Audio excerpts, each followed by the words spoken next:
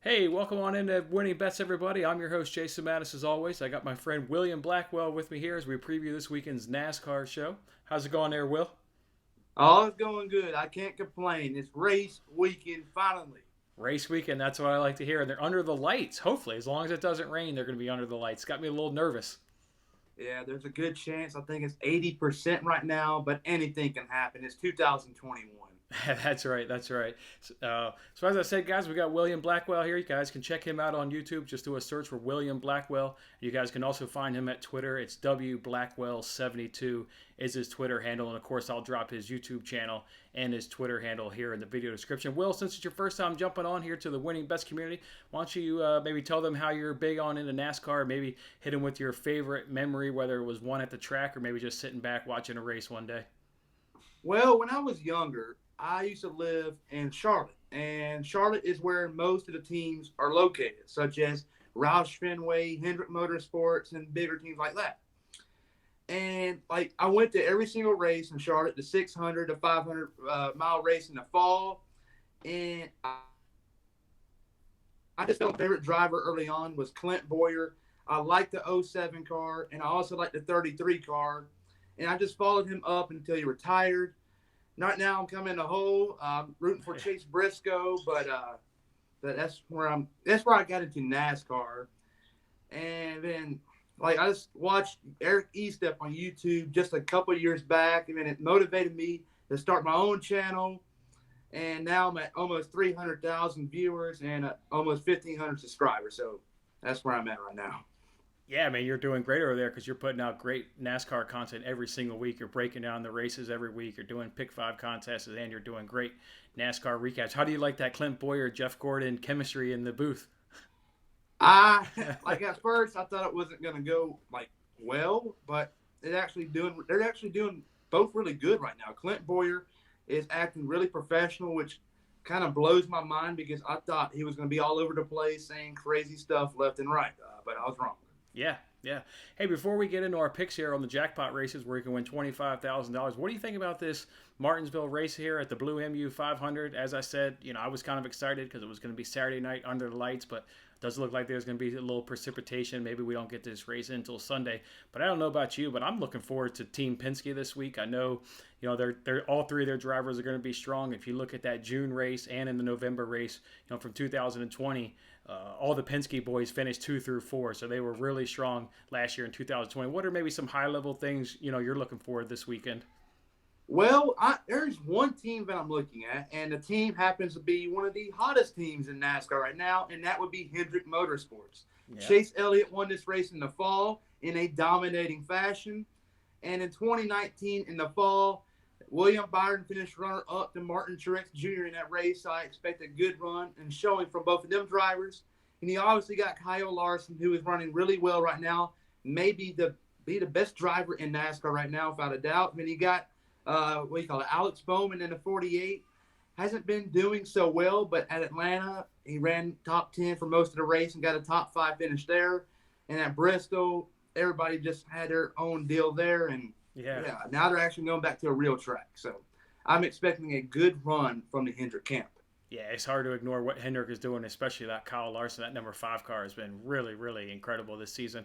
All right, with that being said, let's go ahead and jump into this Jackpot Races. This is where we can win $25,000. This is where they give you 6 groups of drivers. You got to pick the driver to finish best against the group. Then you got to give them a winner and second place finish. We'll alternate here. I'll take the lead on Group 1, where you got Kozlowski, Hamlin, you got Truex, Blaney, and Elliott. I'm going to go ahead and say Kozlowski will finish best amongst this group. Look, he's got the best average finish and best driver rating, which is tied with Blaney here at Martinsville. All 6 of his races have finished in the top 10, where the other drivers can't say that are pinned up against this group. He's got 1 win. He's got 5 top 5s overall. His low finish here at Martinsville, the last 6 races, is 10th. So I love that you're going to get consistency out of that number 2 car here at Martinsville. So I'm going to go with Kozlowski. Who do you pick amongst these drivers that finish best in the group? I'm picking Chase Elliott. That might be a safe pick for me, I guess you can say, because he's run really well here at Martinsville in the past, and I'm expecting him to be a contender when it's all said and done. Whether they race Saturday night, Sunday night, or Monday, you get the point. Chase Elliott is going to be a factor no matter when they race. Yeah, he certainly dominated back in that November race last year, 2020. Well, let's move it on now to Group 2. We've got Kevin Harvick, we got both Busch brothers, we got Logano, and we got Larson. Who you taking here in Group 2, William? I'm picking Kyle Larson. You said, sorry, what?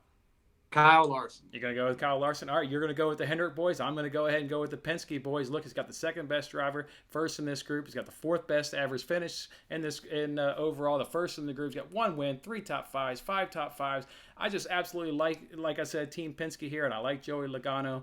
The numbers may say go Kyle Busch, but I cannot trust Kyle Busch this year. He's just been too really inconsistent to me. I like what the number 22 car is doing there at Team Penske and up under Joey Logano. So, yeah, give me Lloyd Logano here in that group. For Group 3, we got Dibendetto, we got Byron, we got Bowman, we got Newman, and Bell. For this one here, I'm just going to go Alex Bowman here. Best average finish, best driver rate in the group, and he's got 3 top 10 finishes here in his last 6 races. Who you got here amongst these drivers in Group 3, William? All right, here. This might be somewhat of a surprise to a lot of people, but I'm going to go with the Rocket Man, Ryan Newman. Ryan Newman finished 5th at the Bristol Dirt Race. I know it was dirt, but it did boost the confidence of the workers at Roush Fenway. And who knows? He can very well have a top 5 finish, top 3. Who knows? He can very well win. Roush Fenway has been a lot better this year than they have been the last couple of years. Just look at Homestead. Chris Buescher got up to the lead and won stage 1s. Fenway has the speed, and they're going back up top where they were belonging in the early 2000s. Can't disagree with that logic, but Newman burned me so much last year on this finish lineup. I cannot pick Ryan Newman, but hard to argue with that logic. If we move over now to Group 4, you got Dillon, Reddick, Bubba, Amarillo, and Stenhouse. I'm just going to go with Eric Amarillo here. Look, I don't really think that the team has been all that strong this year. We know Kevin Harvick is struggling, but I do like what Eric Amarillo. He's had some bad luck. He got upside Blaney in one of the races. I think Eric Amarillo is going to be my pick here. What about you?